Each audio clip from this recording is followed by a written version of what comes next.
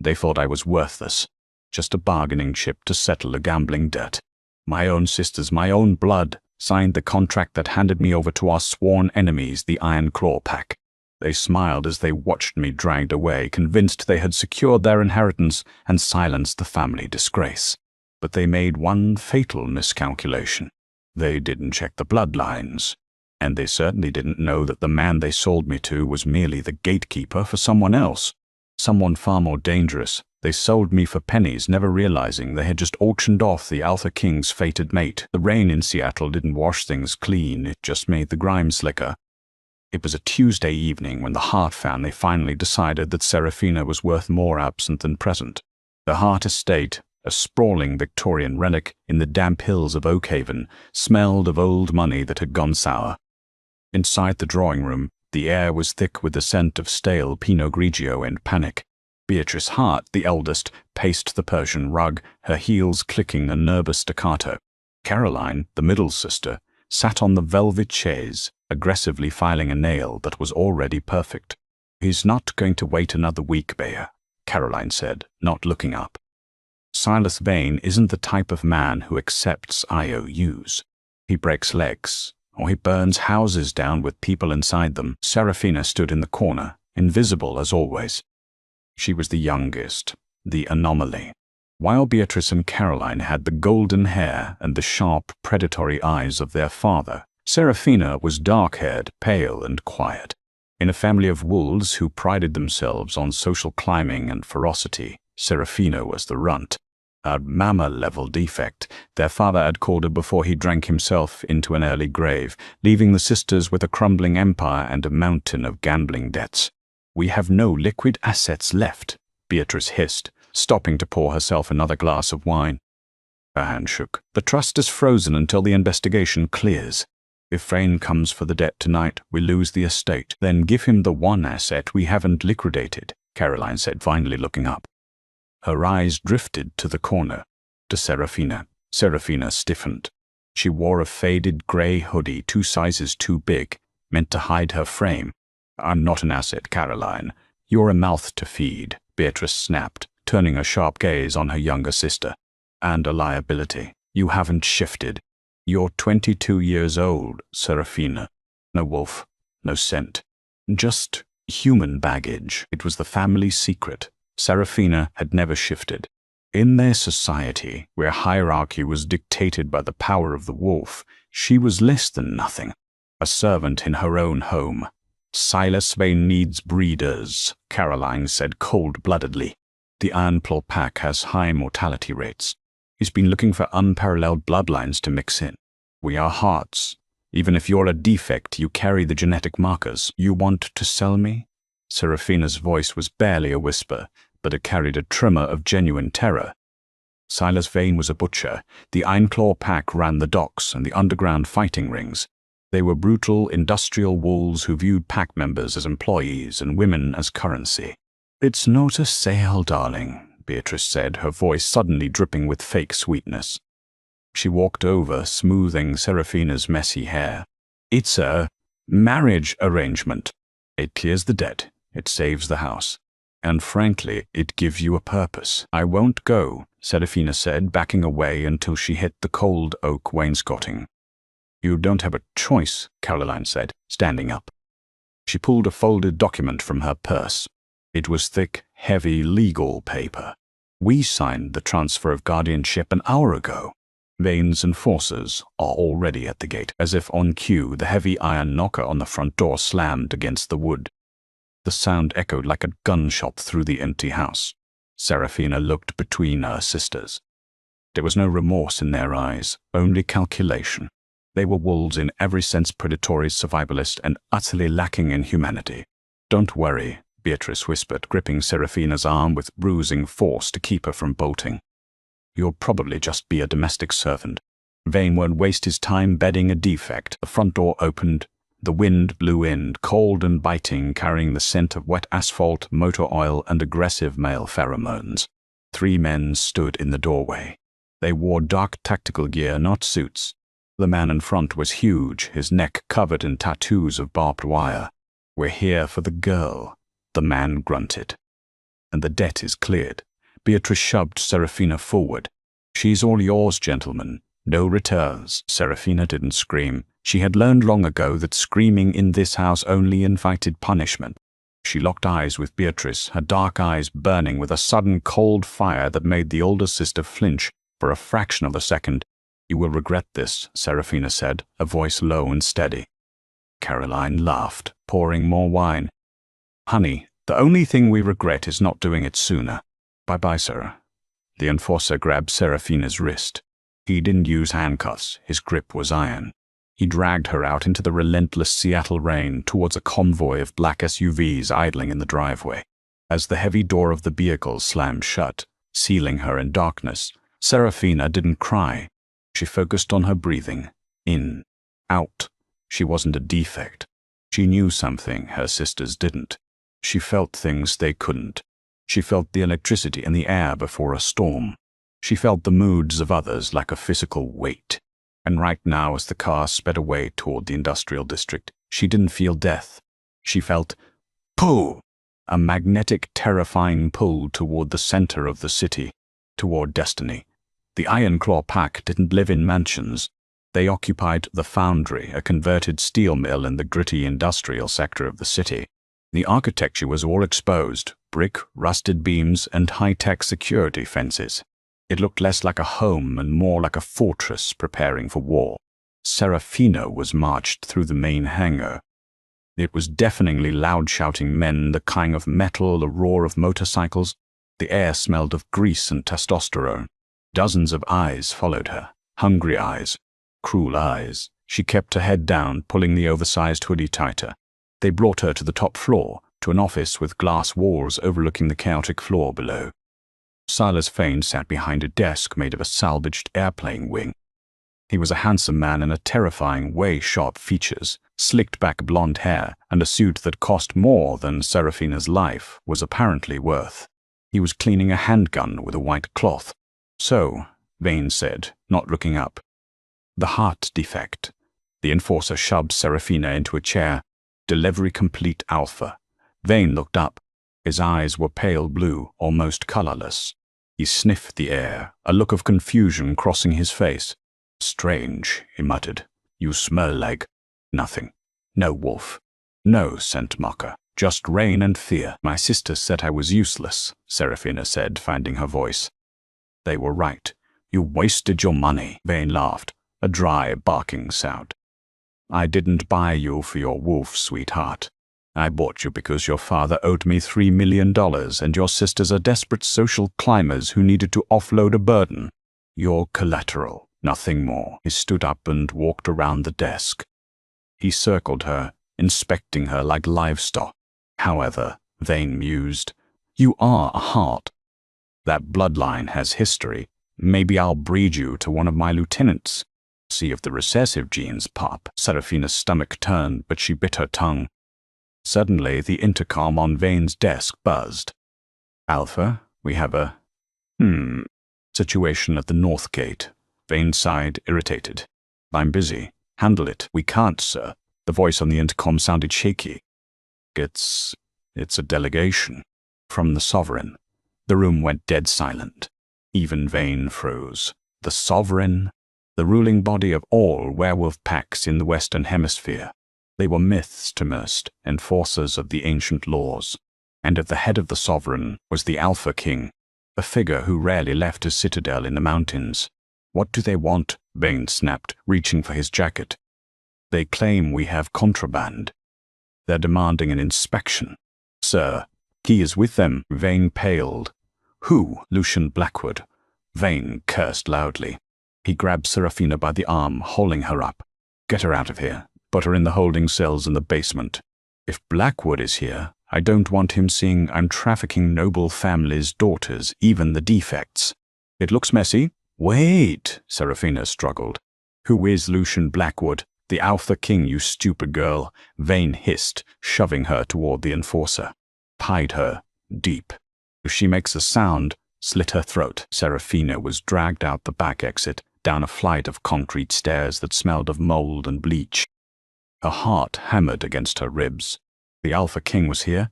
In this dump? As they reached the basement level, the air pressure in the building suddenly changed. It wasn't just atmospheric, it was spiritual. A wave of power, heavy and suffocating, rolled through the complex. It was an aura so potent it made the enforcer gripping her arms stumble. "What is that?" Serafina gasped, clutching her chest. Her skin felt like it was on fire. The enforcer was shaking. "That's him. That's Alpha Command. Pure power." He shoved her into a small, windowless cell and slammed the heavy metal door. "Quiet," he ordered through the grate. "For your life." Serafina huddled in the corner of the dark cell. But she couldn't stop the sensation. It wasn't fear anymore. It was a vibration in her buried bones. A hum. It felt like a compass needle spinning wildly and then suddenly snapping to point north. Upstairs. Something was upstairs. Someone, and for the first time in 22 years, the dormant thing inside Serafina, the thing her sisters said didn't exist, woke up. It didn't howl. It didn't growl. It purred. 2 floors above, inside the glass office, the door was kicked open. Silas Vane stood trembling as a man walked in. The man was tall, dressed in a charcoal tactical suit that emphasized the width of his shoulders. He had dark hair, slightly long, and a short beard, but it was his eyes that stopped time. They were gold, molten, burning gold. Lucian Blackwood didn't look at Silas Vane. He didn't look at the armed guards. He stood in the center of the room, tilted his head, and inhaled deeply. "Alpha Blackwood," Vane stammered. "To what do I owe the honor?" Silence. Lucian's voice was like gravel grinding together. Lucian turned slowly, his gaze burning a hole through the floor. Staring directly at the spot where, 2 floors down, Serafina sat in the dark. "You have something of mine," Lucian said. The temperature in the room dropped 10 degrees. I don't know what you mean," Vane lied, sweating profusely. Lucian took a step forward. His canines lengthened, visible over his lip. "Do not lie to me, Vane. I can smell her. She smells like ozone and winter rain." Lucian's golden eyes narrowed. "Open the basement," the king commanded. Now, the descent into the basement was a procession of terror for Silas Vane. He fumbled with the keys, his hands shaking so violently he dropped them twice. Behind him, Lucian Blackwood walked with the lethal grace of a panther. Lucian didn't speak. He didn't need to. The sheer weight of his dominance was crushing the will of every wolf in the facility. Lucian was confused. He had come to the foundry on a tip about illegal arms trading. He hadn't expected this. For 10 years, Lucian had searched. The curse of the Alpha King was power without peace. He controlled armies. He held the wealth of nations, but his soul was a fractured, hollow thing. The fertid mate bond was a myth to many modern wolves. But for the royal line, it was a biological imperative. Without her, he was slowly going feral. The beast inside him was consuming the man. And now, in this filth-ridden hole, amidst the smell of rust and rot, he caught the scent. It was faint, buried under layers of fear, but it was there. "Home." "Which door?" Lucian demanded as they reached the corridor of holding cells. "That one." Rain pointed to the rusted iron door at the end. "But Alpha, she's nobody. A heart girl. A defect. She has no wolf." Lucian stopped. He turned his head slowly to look at Vane. "If you speak of her with disrespect again, I will tear your tongue out." Vane clamped his mouth shut, his face draining of color. Lucian approached the door. He didn't wait for the key. He grabbed the handle, the steel groaning under his grip, and ripped the locking mechanism clean out of the frame. He swung the door open. The cell was dark, illuminated only by the hallway light behind him. Serafina was standing. She hadn't cowered. She was standing in the center of the cell, her chin lifted, her fists clenched.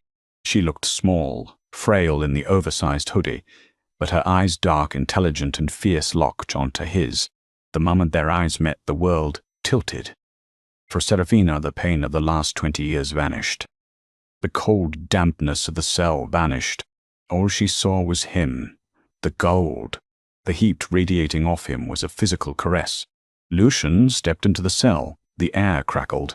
The lights in the hallway flickered and burst, plunging them into shadow, but they could see each other perfectly. "You," Lucian breathed, his voice breaking. It was a sound of wonder, not command. He reached out a hand, his fingers trembling slightly. He touched her cheek. Serafina leaned into the touch instinctively. A jolt of electricity, pure blue static, asked from his skin to hers. "Who are you?" she whispered. "I am the one who has been looking for you," Lucian murmured. He stepped closer, his large frame blocking out the rest of the world. He lowered his head, his nose brushing against the pulse point of her neck. He inhaled, a deep, shuddering breath that seemed to fill his lungs for the first time in a decade. "Mine. I was sold," Serafina said, her voice trembling. "To him." She pointed a shaking finger at Vane, who was hovering in the doorway. Lucian's head snapped up. The tenderness vanished, replaced by a rage so absolute it terrified the guards in the hallway. He turned to look at Vane. His eyes were no longer just gold, they were bleeding into a demonic red. "Sold?" Lucian repeated. The word echoed off the concrete walls. It was a debt payment," Vane squeaked. "The Hearts, her sisters, they signed the contract." Lucian turned back to Serafina. He took off his tactical jacket and wrapped it around her shoulders. He'd engulfed her, smelling of cedar and rain. "Did they hurt you?" he asked, his voice low and dangerous.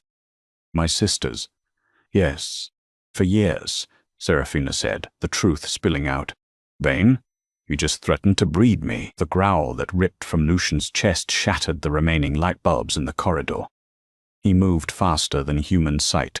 One moment he was standing by Serafina. The next he had Silas Vane pinned against the concrete wall, his hand wrapped around the rival Alpha's throat, lifting him 2 feet off the ground. "You sought to touch my queen?" Lucian roared.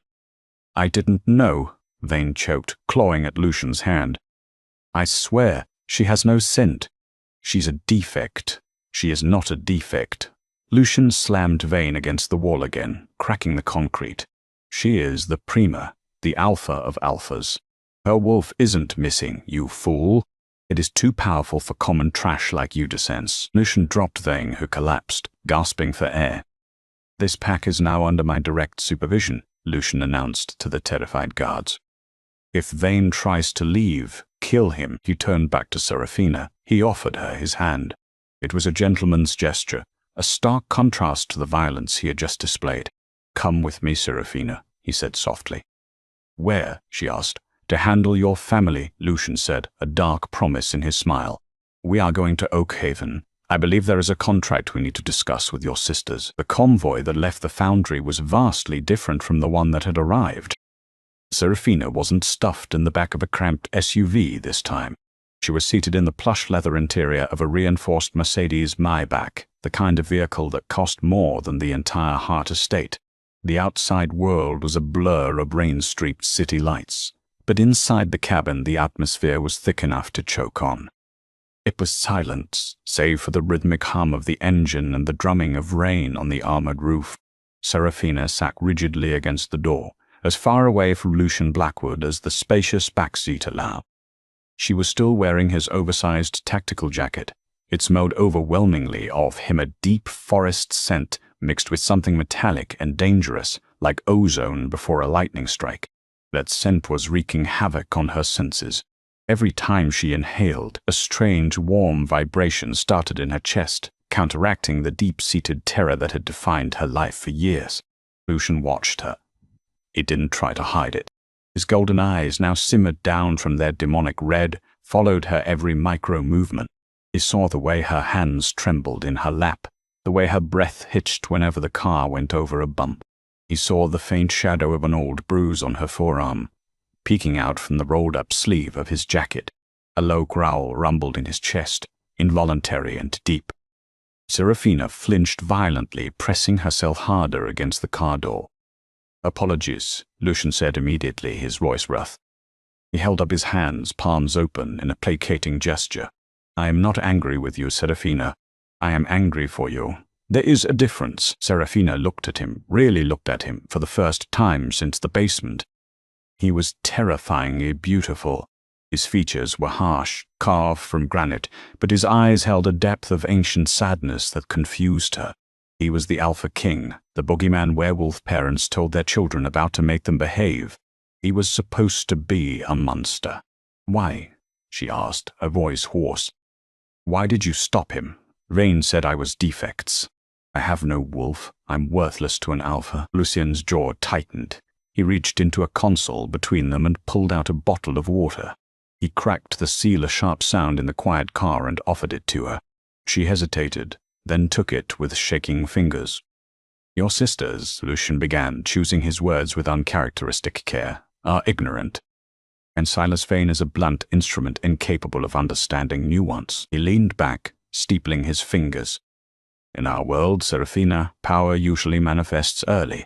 Puppies shift at 13, they scent, they pack-bombed. That is the common way." Seraphina nodded numbly. "And I didn't. I'm 22. I'm broken." "No," Lucian said firmly. The gold in his eyes flared. "You are not broken. You are dormant. It is rare, exceedingly rare. It happens only in bloodlines that are so concentrated, so potent, that the human side suppresses the wolf just to survive the adolescence." He leaned forward slightly, the intense heat of his body bridging the gap between them. "A common wolf would have burned you out from the inside years ago. Your wolf isn't missing, little one. She is waiting. She is a queen, and a queen does not wake for commoners. She waits for her king." Seraphina stared at him, her mind reeling. It sounded like a fairy tale, a cruel joke. "You're saying my wolf was waiting for you?" "We are fated," Lucian said. The absolute conviction in his tone was terrifying. "It is a biological imperative of the royal line. I have spent 10 years looking for the other half of my soul. My wolf has been unstable, feral. Without you to balance the power, I was slowly losing my mind." He reached out slowly, giving her ample time to pull away. When she didn't, he laid his large, warm hand over her smaller ones resting on her lap. The jolt was stronger this time. It wasn't just static, it was a rush of endorphins, a feeling of safety so profound it made her eyes water. "When I stepped into that basement," Lucian murmured, his thumb tracing the veins on the back of her hand, "the noise in my head stopped. For the first time in a decade, I have silence." "You did that just by existing." Seraphina looked down at their joined hands. His hand was calloused, a warrior's hand easily twice the size of hers. Yet his touch was feather-light. "What happens now?" she whispered. Lucian's expression hardened. The tenderness vanished, replaced by the ruthless mask of the king. "Now we balance the scales. Your sisters sold something that did not belong to them. They committed treason against the crown by mistreating my queen. We are going to Oakhaven to explain the error of their ways." He looked out the window as the car turned off the highway heading toward the affluent hills. "They wanted to sell you to save their lifestyle," Lucian said coldly. "By the time the sun rises tomorrow, they will wish they had burned that house to the ground themselves." It was nearly midnight when the convoy snaked its way up the winding driveway of the Hart estate. The Victorian mansion loomed in the darkness, its windows ablaze with light. Inside, Beatrice and Caroline were celebrating. They had opened a bottle of their late father's vintage champagne, something they had been saving for a special occasion. Selling their sister to a human trafficker apparently qualified. To solvency, Caroline laughed, clinking her crystal flute against Beatrice's. She was sprawled on the chaise lounge, already scrolling through real estate listings in Saint-Tropez on her iPad. Bain's wire transfer just hit the offshore account. "We are clear, Bea. 3 million, free and clear." Beatrice took a long sip, savoring the expensive liquid. "I almost feel bad for Vane. When he realizes Sarah is barren and useless, he's going to be furious." "But," she shrugged, "buyer beware. No refunds." "Do you think he killed her already?" Caroline asked idly, as if discussing the weather. "Doubtful. He's cruel, not wasteful. He'll probably put her to work in the kitchens or the brothels until she expires." Beatrice examined the label on the champagne bottle. Good riddance. She was depressing to have around. Suddenly, the house lights flickered. The stereo system, which had been playing soft jazz, let out a harsh screech of static and then died. Outside, the wind picked up, howling around the eaves of the old house like a banshee. "What on earth?" Caroline sat up, dropping her iPad. "Did the power grid blow again?" "We just paid the bill." Beatrice walked to the window, peering out into the rain-soaked darkness. Her blood ran cold. The driveway wasn't empty. It was filled with black SUVs. Not the mid-range ones Silas Vane used. These were military-grade vehicles, sleek and terrifying. and standing on the front porch illuminated by the lightning flashes were men in full tactical gear holding assault rifles across their chest. "Caroline," Beatrice whispered, her voice trembling. "Hide the champagne. Get the gun from Father's study." "What? Why?" "Why? Because I don't think that's Silas Vane coming back for a refund." Before Caroline could move, the front door didn't just open. It exploded inward. The heavy oak doors were blown off their hinges with a deafening crash, splintering wood, showering the foyer. The sisters screamed, clutching each other as the cold wind and rain blasted into the house. Through the ruined doorway walked Lucian Blackwood. He didn't look like a man. He looked like a natural disaster wearing a suit. His golden eyes were glowing with an inner luminescence that lit up the darkened hallway. The air pressure in the room dropped so precipitously that Caroline's ears popped. Beatrice, to her credit, tried to stand her ground. She was a socialite wolf, used to intimidating waiters and junior executives. "Who are you? How dare you break into my home?" "I'll call the enforcers." Lucian didn't even look at her. He stepped aside. From behind the towering wall of muscle that was the Alpha King, a small figure stepped forward. She was still wearing the oversized tactical jacket, drowning in the dark fabric. Her hair was damp from the rum from the car to the door. Beatrice and Caroline stared, their mouths agape. "Serafina," Caroline breathed. "How did you escape?" Beatrice's eyes darted from Serafina to the terrifying man beside her. Her survival instincts, usually so sharp, were misfiring wildly. "You ungrateful little brat! You ran away from Alpha Vane? Do you know what you've done? You've ruined us." She strode forward, raising her hand to strike Serafina across the face, a reflex honed by years of habit. The blow never landed. Lucian moved so fast he was a blur. He caught Beatrice's wrist in midair. The sound of bone snapping was sickeningly loud in the quiet room. Beatrice shrieked, falling to her knees, clutching her broken arm. "Never." Lucian's voice was low, but it vibrated through the floorboards, shaking the crystal glasses on the table. "Never raise your hand against her again." Caroline was backed against the wall, hyperventilating. "Who are you?" she whimpered. Lucian released Beatrice's broken wrist with a look of utter disgust. He stepped back to Serafina's side, placing a protective hand on her shoulder. "Introduce us, my queen," Lucian said softly to Serafina. Serafina took a deep breath. She felt the warmth of his hand, the steady thrum of his power supporting her own dormant spirit. She looked at the sisters who had tormented her for her entire life. Beatrice, whimpering on the floor, her expensive makeup running. Caroline, cowering like a ticked puppy. They looked pathetic. "Beatrice, Caroline," Serafina said, her voice stronger than she expected. "This is Lucian Blackwood, the Alpha King." The silence that followed was absolute. The color drained from both sisters' faces until they looked like corpses. The king, the sovereign. They hadn't just sold their sister to a rival pack. They had sold the king's mate to a low-level thug. "Your Majesty," Beatrice choked out, trying to bow from her knees despite the pain. "We didn't know. We swear. We thought she was a defect. We were just trying to find a place for her." "Lies," Lucian said. He snapped his fingers. Two of his royal guards entered the room carrying metal briefcases. They opened them on the coffee table, revealing stacks of documents and a laptop. "My forensic accountants have been busy for the last hour," Lucian said calmly, walking over to the table. He picked up a document. "Gambling debts. Yes, but also embezzlement from your father's company before it collapsed. Tax fraud, and as of tonight, human trafficking under Sovereign Law Article 4. He dropped the paper. It fluttered down to land near Beatrice's knee. "You sold her for $3 million, Lucian said, his voice dripping with disdain. "A pittance. You have no idea the value of what you gave away." "Please," Caroline begged, tears streaming down her face. "We're family. Sirrah, tell him. We took care of you when father died." Serafina stepped forward, out from under Lucian's hand. She walked until she was standing over her kneeling sister.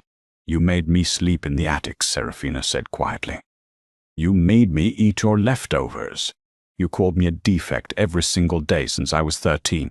You didn't take care of me, Caroline. You kept me as a pet to kick when you were having a bad day." She turned back to Lucian. "I don't want their apologies." "What do you want, mi alma?" Lucian asked. Serafina looked around the room. The Persian rugs, the antique furniture, the glittering chandelier. It was all bought with lies and maintained with cruelty. "Take it all," Serafina said. "They cared more about this house and their money than they ever cared about me. Take it all away from them." Lucian smiled, a terrifying, predatory grin. "As you wish." He nodded to his guards. "Seize all assets, frozen bank accounts, offshore holdings, physical property. This estate is now property of the crown. Evict them." "You can't!" Beatrice screamed, scrambling to her feet, cradling her broken arm. "It's raining. Where will we go?" "We have nothing." "Precisely," Lucian said coldly. "You are now exactly what you tried to make Serafina. Homeless, penniless, and without protection." He offered his arm to Serafina.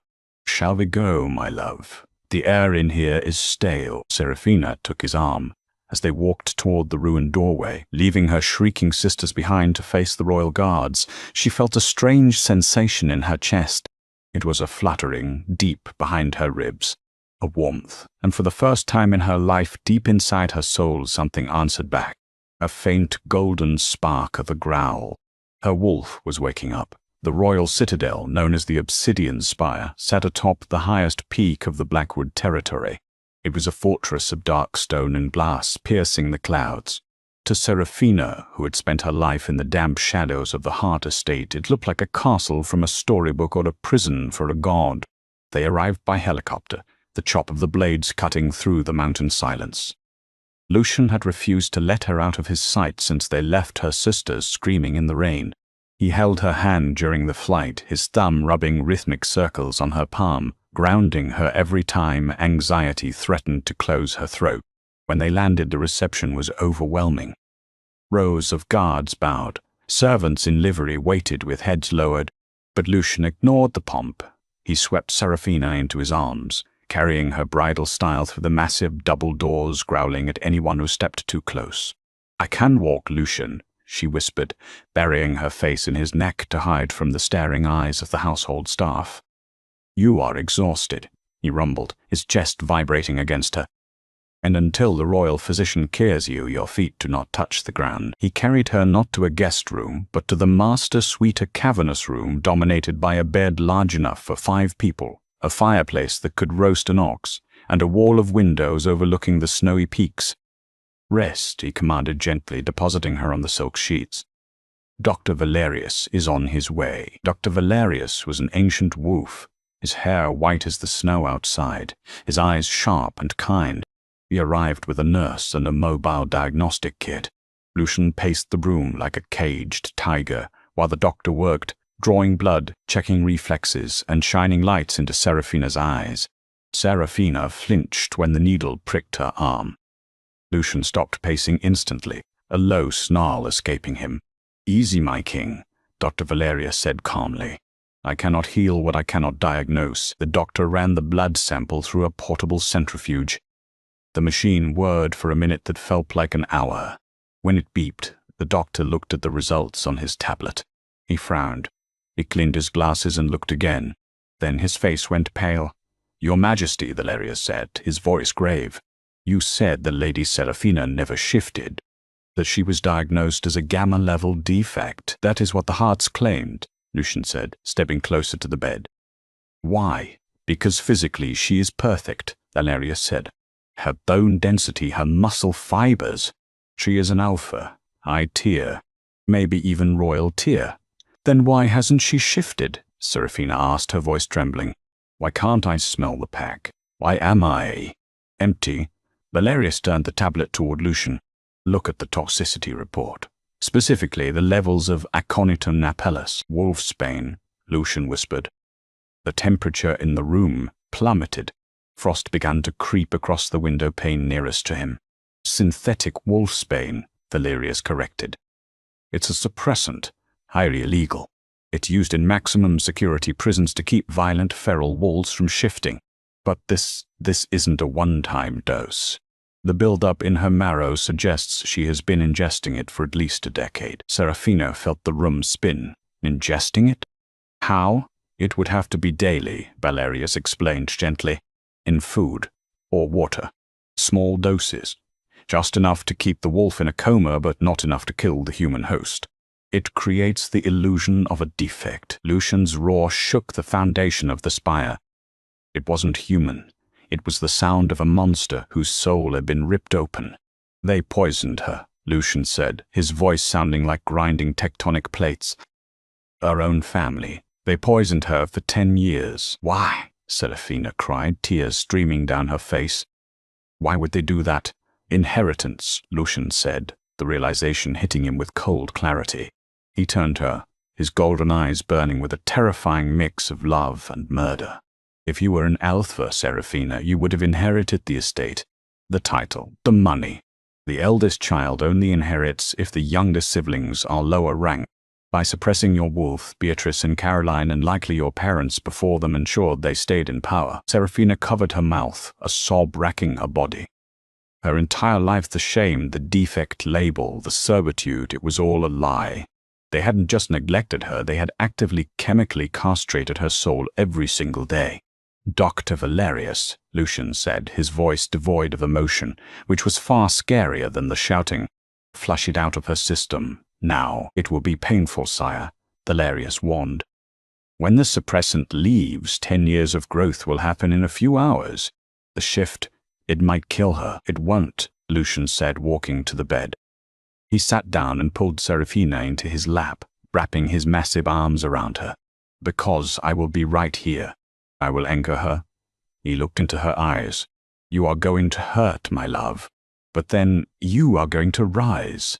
And once you are whole, we are going to invite your sisters to dinner. The detox was agony.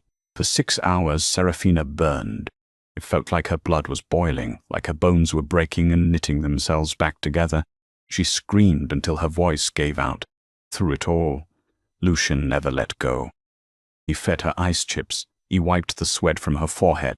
He whispered ancient words of comfort in the old tongue, pouring his own strength into her. Through their skin to her, through their skin to contact.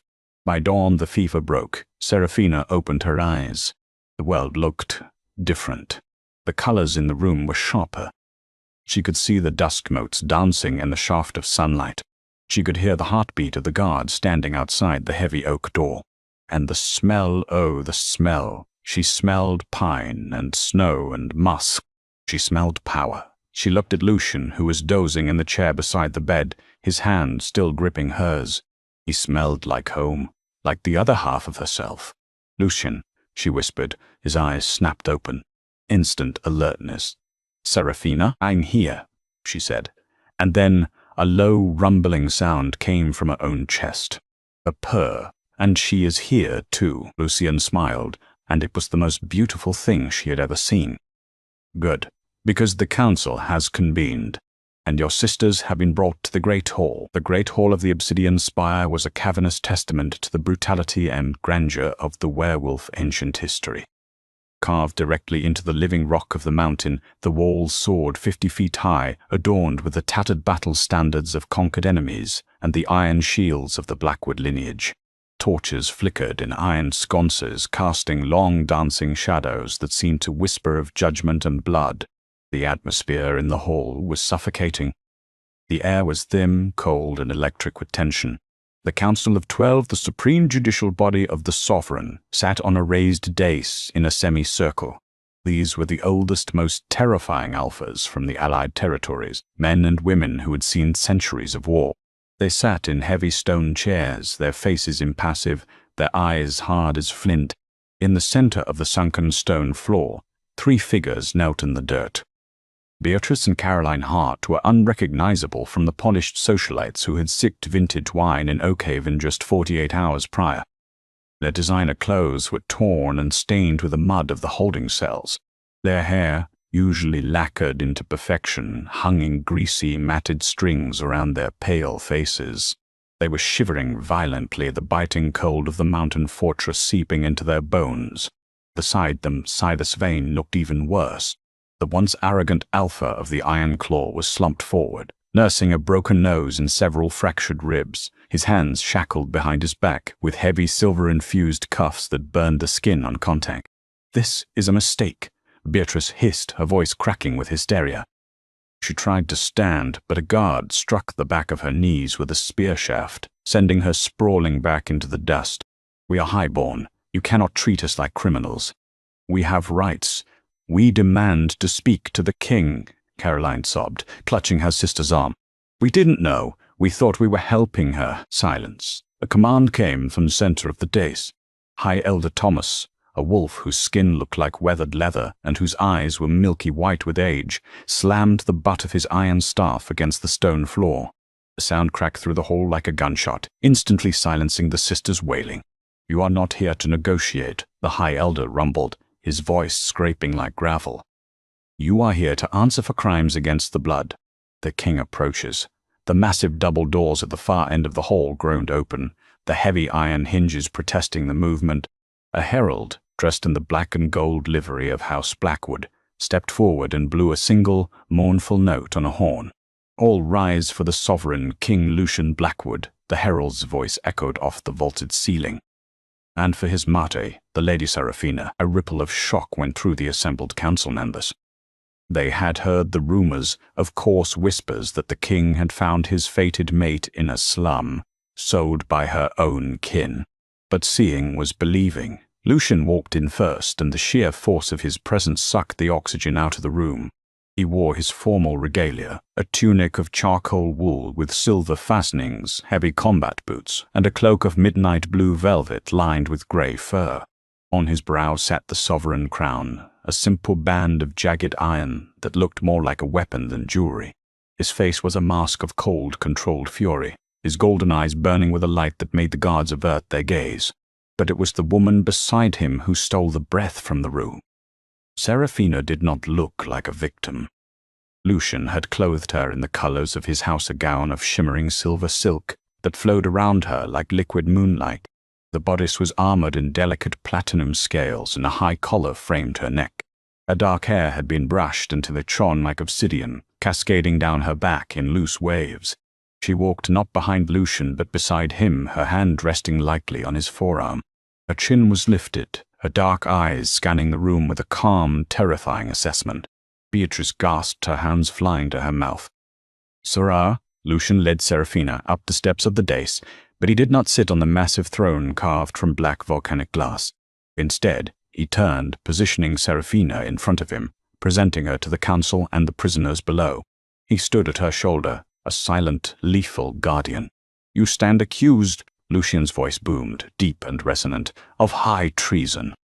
A conspiracy to defraud a noble line, of human trafficking, and, most heinously, of the systematic poisoning of a royal mate. Poisoning. Silas Spain choked out, lifting his bloody face. I never poisoned anyone. I just bought the girl. It was a business transaction, a transaction for a life, Lucian spat, his lip curling in disgust. You will have your turn, Bane. But first, the architects of this cruelty, Lucian gestured to a figure standing in the shadows, Dr. Ron. Valerius. The old physician stepped forward, holding a holographic tablet. He tapped the screen, and a large projection appeared in the air above the pit, glowing in neon blue. It showed a complex diagram of a human nervous system, highlighted with angry red warning markers. This is the toxicology report of Lady Seraphina, Dr. Valerius announced, his voice clinical and sharp. The blood samples confirmed the presence of synthetic wolfsbane, administered in microdoses daily for a period of no less than 10 years. The intent was not to kill, but to chemically suppress the transformation of the wolf spirit. It creates a false defect status, locking the wolf in a comatose state within the host. A gasp went through the council. To poison a wolf was a sin. To suppress a wolf was a blasphemy against nature itself. You stole her life, Lucian said, his voice dropping to a dangerous whisper that carried more weight than a scream. You poisoned your own sister to keep her weak, to keep her from claiming her inheritance. You made her a servant in her own house while you spent her fortune. It's a lie, Beatrice screamed, scrambling to her feet in a frenzy of desperation. She pointed a shaking finger at Seraphina. Look at her. She's nothing. She's a gamma runt. She hasn't shifted because she can't. There is no wolf inside her. It's all a trick. Caroline joined in, sobbing. We took care of her. We fed her. She's broken, Your Majesty. She's always been broken. The High Elder leaned forward, his milky eyes narrowing. Lady Seraphina, he addressed her directly. The accusation is grave. If you are indeed a wolf, you must prove it. The law of the sovereign demands it." Serafina looked down at her sisters. In their eyes she saw no remorse, only fear for their own skin. They still saw her as the little girl in the attic, the one they could kick and starve and silence. She stepped forward, releasing Lucian's arm. She felt the heat of him at her back, a solid wall of support, but this was something she had to do alone. "They told me I was empty," Serafina said, her voice clear and bell-like in the silent hall. "They told me I was a mistake." She closed her eyes. She reached deep inside herself, past the years of trauma, past the fear, past the residual ache of the detox. She found the golden spark that Lucian had reignited. She fed it her anger, she fed it her pain, and the spark became an inferno. "Show them," her wolf whispered. "Show them what a queen looks like." Serafina threw her head back and screamed. It wasn't a sound of fear. It was a war cry. The sound of bones cracking echoed through the hall like gunfire, sickening and loud. Beatrice and Caroline watched in horror as Serafina's body contorted, arching backward in an impossible curve. Light, blinding, white-hot light erupted from her skin, forcing the council members to shield their eyes. The shift was violent, explosive, and instant. Where the woman had stood, a beast now landed on the stone floor with a heavy thud that shook the dais. The wolf was magnificent. She was massive, her shoulder height nearly matching Lucian's own considerable size. But it was her coat that made the guards drop to their knees in awe. It was not the grey or brown of common wolves, nor the black of the royal lion. It was silver pure, metallic, shimmering silver that seemed to catch every photon of light in the room. The silver wolf shook her massive head, her fur rippling like chainmail. She opened her jaws and let out a smile that vibrated in the chest of every living thing in the spire. Then she opened her eyes. They were not yellow or gold. They were a deep, electric violet. "By the gods," the High Elder whispered, standing up slowly, his hands trembling. "The Prima, the first line. It has been 500 years. The silver wolf turned her gaze to the pit. She stalked down the steps of the dais, moving with a predatory grace that was terrified to behold. She approached the sisters. Beatrice and Caroline were paralyzed. They couldn't breathe. They were staring up at the manifestation of their own demise. The runt they had tormented was a creature out of legend, a predator that could snap them in half with a single bite. The wolf lowered her massive head, her nose inches from Beatrice's face. Beatrice squeezed her eyes shut, whimpering, waiting for the teeth, waiting for the death she knew she deserved. But the wolf did not bite. Instead, she exhaled a hot blast of air that smelled of ozone and pine, blowing Beatrice's matted hair back. It was a gesture of utter dominance. A dismissal. "You are not worth the effort of killing." The wolf turned her back on them. She trotted back up the stairs to Lucian. Lucian fell to one knee. In front of the entire council, the Alpha King bowed his head to his mate, baring his neck in the ultimate sign of submission. "My queen," he murmured. The silver wolf licked his jaw, a rough, affectionate gesture, before turning to face the hall. She threw her head back and howled. It was a beautiful, haunting sound, a song of victory that climbed the scales and rang against the stone. One by one, the council members dropped to their knees. The guards bowed. The servants prostrated themselves. Even Silas Bane pressed his forehead to the dirt, shaking uncontrollably. The light flared again, softer this time as Serafina shifted back. Lucian was there instantly, wrapping a heavy fur cloak around her shoulders before the light even faded. Serafina stood before the council, breathless but exhilarated. Her skin was flushed, her violet eyes still glowing with the fading magic of the shift. "What is your judgment, my queen?" the High Elder asked, his voice thick with reverence. Serafina looked at her sisters. They were broken things now, huddled together, their worldview shattered. Killing them would be a mercy. It would end their suffering, and Serafina was not feeling merciful. "They loved their status," Serafina said, her voice raspy from the howl. "They loved their name. They loved the power they held over those weaker than them." She walked to the edge of the dais. "So I will take it all."